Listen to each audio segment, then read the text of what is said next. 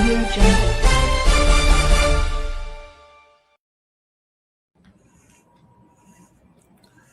नमस्कार दोस्तों, मैं हूं दिनेश किवरा। बहुत बहुत स्वागत है आपका इस प्रोग्राम के अंदर।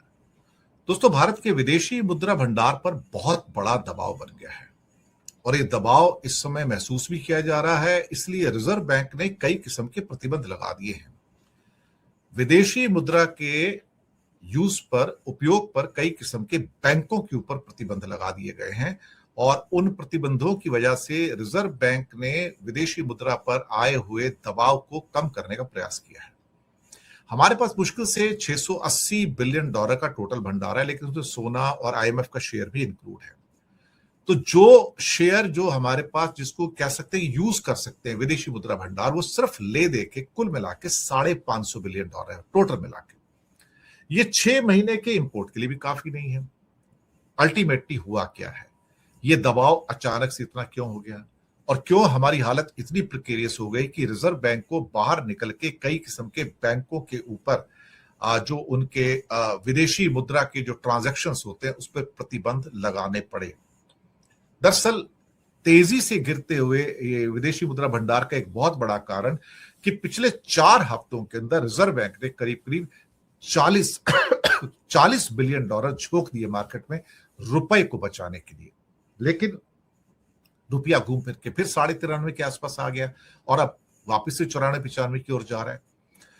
ये विशेषज्ञ मार्केट में जो करेंसी किया वो बता रहे थे कि रिजर्व बैंक की ये सारी की सारी जो कवायद है ये किसी काम नहीं आएगी। हो सकता है 5-7 दिन को 10 दिन को ये कामयाब होती नजर आए और आपको वो 95 रुपीज से खींच के 92 रुपीज 50 पैसा पे ले आए। लेकिन इसके द्वारा जो लोगों की जो पेमेंट्स हैं या बैंकों की बड़ी पेमेंट्स हैं या कंपनियों की जो बड़ी पेमेंट्स हैं उस पर प्रतिबंध लगा दिया गया। इसके साथ ही सरकार ने फैसला यह भी किया कि कुछ ऐसी स्कीम्स लाई जाएं जिसके द्वारा कि वो भारतीय जो विदेशों में रहते हैं वो ज्यादा से ज्यादा विदेशी मुद्रा भारत के बैंकों में जमा करें ताकि भारत के विदेशी मुद्रा भंडार पर दबाव कम किया जा सके। अब ये एक मानने वाली बात है कि यहां से हो सकता है कि अगर ये दबाव बढ़ता चला गया तो और ज्यादा रिस्ट्रिक्शंस आ सकती हैं। वो लोग जो विदेश में घूमने जाते हैं उनके भी जो यूज हैं विदेशी मुद्रा भंडार के, उसके यूज के ऊपर भी कर्टेलमेंट आ सकता है। अब इससे एक बड़ा नुकसान ये हो गया कि हमारा जो इंपोर्ट और एक्सपोर्ट का जो एक गैप था कि इंपोर्ट ज्यादा होता था एक्सपोर्ट कम होता था, अब इंपोर्ट और ज्यादा हो गया। उसका एक बहुत बड़ा कारण है कि तेल जो हमको $60 में मिलता था अब हमको $100 में मिल रहा है, तो हमारा तेल का बिल ही बढ़ गया। बाकी जो इनपुट कॉस्ट थी आपकी, चाहे वो एपीआई से ड्रग्स बनती हैं या केमिकल्स हैं या फर्टिलाइजर्स हैं या मेटल्स हैं, जो भी आप कहिए, सल्फ्यूरिक एसिड है, सल्फर है, ये सब चीजें महंगी हुई। तो जितने भी इनपुट थे, पॉलीमर्स थे या आपकी जिससे कपड़े वगैरह बनते हैं, बाकी चीजें, ये सारी चीजें महंगी हो गई। पेरेंट्स केमिकल्स भी महंगे हो गए। तो इसके कारण से हम ज्यादा पेमेंट कर रहे हैं उन्हीं चीजों की। ऊपर से जहाजों का जो लॉजिस्टिक है और इंश्योरेंस की कॉस्ट बढ़ गई। तो हमारा अगर सपोज करो कि एक महीने में अप्रोक्सीमेटली आप कह सकते हो 60-65 बिलियन डॉलर का इंपोर्ट होता था। 60-65 बिलियन डॉलर का, करीब करीब 750 बिलियन डॉलर का हमारा मंथली सालाना इंपोर्ट था। तो उसको आप लगाओगे तो 60 से 65 बिलियन डॉलर पर मंथ का हमारा इंपोर्ट होता था। यही इंपोर्ट अब बढ़कर मैं आपको बताऊं कि 70-80 बिलियन डॉलर पे पहुंच जाएगा, क्योंकि चीजें वही हैं, मात्रा भी वही है, लेकिन उनके रेट बढ़ गए। और खासतौर से उसमें ये जो पेट्रोल डीजल का जो रेट बढ़ा है, क्रूड ऑयल का, जो हम 90% आयात करते हैं, तो इसका मतलब हमारा इंपोर्ट एक्सपोर्ट के बीच का गैप और बढ़ गया, जिसको कैड कहा जाता है, करंट अकाउंट डेफिसिट। हमें रेमिटेंसेस थे जो बाहर से मिलते थे, वो हमको बचाते थे, यानी कि वो आता था तो हम अपना गुजारा कर पाते थे। 135 बिलियन डॉलर का अचानक से पता लगा कि यूरोप से, गल्फ से, अमेरिका से, ऑस्ट्रेलिया से जो भारतीय वहां रहते थे, क्योंकि वहां पर बहुत बड़ी महंगाई बढ़ गई है, तो उनके पास अब उतने पैसे ही नहीं बच रहे कि वो सेव करके भारत में वापस भेज सके। तो भारत के अंदर जो रेमिटेंसेज हैं उसके अंदर कमी आनी शुरू हो गई ये मार्च के महीने से और अब अप्रैल के महीने में। उसकी वजह से दबाव और बढ़ता नजर आया। यानी कि चारों तरफ से ऐसा लगता है कि भारत की इकोनॉमी जो है वल्नरेबल है।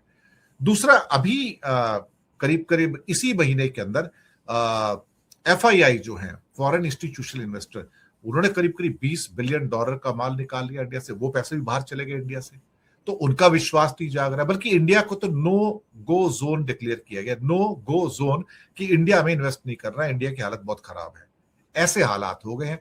तो ऐसे में रिजर्व बैंक के कई प्रतिबंध जो अभी आए हैं हमारे सामने, वो चौंकाने वाले हैं, लेकिन शायद वो उस वस्तु स्थिति को हमारे सामने लेकर आ रहे हैं जो बहुत ही नाजुक है। लोग शायद इस बात को अभी महसूस नहीं कर रहे हैं, लेकिन और कुछ हफ्तों के अंदर मुझे लगता है कि लोग इस बात को महसूस करेंगे कि हाँ, हमारे हालात विदेशी मुद्रा के उस पर डोमेन पर अच्छे नहीं है।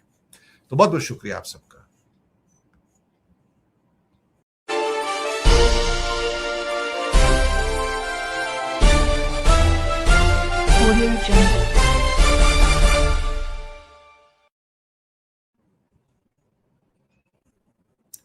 नमस्कार दोस्तों, मैं हूं दिनेश किवोरा। बहुत बहुत स्वागत है आपका इस प्रोग्राम के अंदर। दोस्तों, आजकल ब्लॉकेड की बात बहुत हो रही है। हॉर्मुज का ब्लैक ब्लॉकेड पहले से था, अब अमेरिकन ब्लॉकेड की बात भी हो रही है, नेवल ब्लॉकेड की। सच कहूं तो नेवल ब्लॉकेड हो या हॉर्मुज का ब्लॉकेड हो, उसका मतलब एक ही है, पूरी दुनिया की तबाही। इसके अलावा और कोई मतलब नहीं है। 28 फरवरी को जंग शुरू होती है और लगभग 45 दिन हो गए। इन 45 दिनों में दुनिया बर्बाद हो गई। वर्ल्ड बैंक का कहना है कि इस विश्व में इस लेवल का सप्लाई डिसरप्शन पिछले 100 सालों में कभी नहीं हुआ। इस लेवल का सप्लाई डिसरप्शन कभी नहीं हुआ। महंगाई का दानव सर चढ़कर बोलने जा रहा है। दुनिया में तो बोल चुका है, भारत भी बहुत दूर नहीं है। आप सोचिए कि मुश्किल से 29 अप्रैल को जब लास्ट डे का वोटिंग खत्म होगा, तो यही मोदी जी आपके सर पर पेट्रोल और डीजल का बम फोड़ेंगे। ध्यान रखिएगा। देखिए, कोलेटरल डैमेज क्या होने जा रहा है। सिर्फ तेल और गैस का डैमेज नहीं है ये। मैं आपको पहले बता दूं कि लड़ाई तेल और गैस की नहीं है। ये लड़ाई तेल और गैस से आगे निकलकर अब मार्केट में आ चुकी है, आपके घर में आ चुकी है, इंडस्ट्री में जा चुकी है। ये हमारे लिए नहीं, पूरी दुनिया के लिए इंपॉर्टेंट है। तो ऑयल का जो शॉक है, जो इमीडिएट है, महंगाई बढ़ी। क्यों बढ़ी? नंबर एक, जो जहाज उनको लाने वाले थे ब्लॉकेड के कारण, जो दूसरी जगह से ला रहे हैं, तो फ्रेट बढ़ गया, यानी कि आने का भाड़ा बढ़ गया। इंश्योरेंस कॉस्ट तो कई गुना है। और जो वॉर जोन में जा रहे हैं शिप्स, उनका तो इंश्योरेंस ही नहीं हो रहा है। मना कर दिया कि हम तो करेंगे नहीं। 500,000 करोड़ के जहाज पे कौन इंश्योरेंस करेगा साहब, अगर डूब गया तो। और डिलीवरी टाइमलाइन अब मैच नहीं कर रही है, अब स्ट्रेच हो रही है। 30 दिन की डिलीवरी है, 60 दिन की, 70 दिन की। इसका मतलब है कि फ्यूल प्राइसेस अप हो रही है, महंगाई बढ़ रही है, और सरकारों का और हमारा आपका फिस्कल बर्डन जो है, मॉनेटरी बर्डन जो है, वो बढ़ रहा है। एलएनजी, सपोज को एक प्रोडक्ट लेते हैं, पावर जनरेशन काम आता है। पावर जनरेशन कट हुआ तो industry cut. Fertilizer down. Fertilizer down का मतलब एग्रीकल्चर डाउन। और उसके बाद सिटी की गैस का डिस्ट्रीब्यूशन, चाहे एलपीजी हो या आपका पीएनजी हो, दोनों का डाउन। हो सकता है अगर दाम थोड़े कम बढ़ाए जाए तो सरकार का सब्सिडी बर्डन बढ़ता है। सब्सिडी बर्डन बढ़ता है, कोई भी सरकार हो सकती है दुनिया में, और साथ में फिस्कल प्रेशर यानी कि मॉनेटरी प्रेशर बनता है।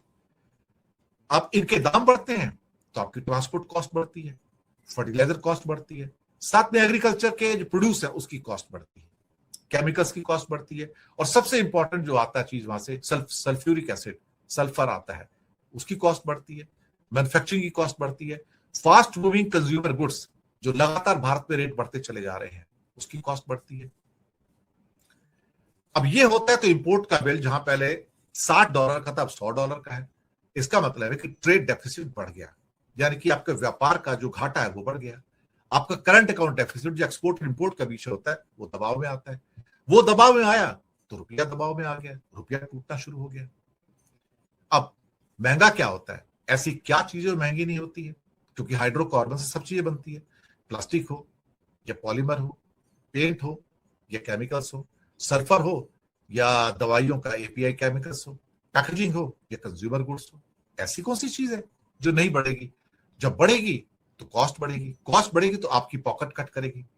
अब पॉकेट कट करेगी तो सबसे पहला इंपैक्ट आपके पैसे जाएंगे, लेकिन जो पैसे बाहर से हमें आते हैं, बचाते हैं, रेमिटेंसेस, वो डाउन होते हैं, क्योंकि उनकी कॉस्ट वहां बढ़ रही है। अमेरिका में, कनाडा में, ऑस्ट्रेलिया में, यूरोप में या गल्फ में उनके जीवन जीने की कॉस्ट बढ़ रही है, तो उनकी सेविंग कम हो रही है।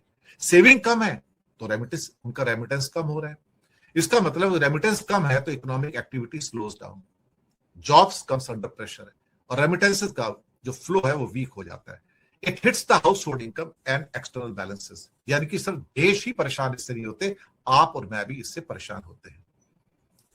यानी कि पूरी दुनिया की तबाही सामने खड़ी है। ये ब्लॉकेट अभी तक अधूरा था, अब ये पूरा हो रहा है। आप यकीन मानिए, इसमें जो अमेरिका के अपने मित्र हैं उनके घर भी जल रहे हैं, और अमेरिका का अपना घर भी जलेगा। लेकिन ये ब्लॉकेट उस दिन उठ जाएगा जिस दिन अमेरिका के प्रेसिडेंट ट्रंप की कुर्सी के नीचे जब आग सुलग कर बहुत तेज हो जाएगी और उनको लगेगा कि मेरी पैंट जलनी शुरू हो गई है, उस दिन कहेंगे अच्छा इसको हटा देता हूं। Then Trump will chicken out कि सारी दुनिया बर्बाद हो रही है मेरी वजह से, और फिर वो यहां से भाग जाएगा। लेकिन तब तक जो डैमेज है वो इतना हो चुका होगा कि अगले कई सालों तक उसकी भरपाई नहीं हो पाएगी। तो ब्लॉकेट का मतलब विश्व की तबाही, यानी कि वास्तव में विश्व की तबाही, जो तबाही हमने कोरोना में नहीं देखी वो आप देख रहे हैं। धन्यवाद आपका।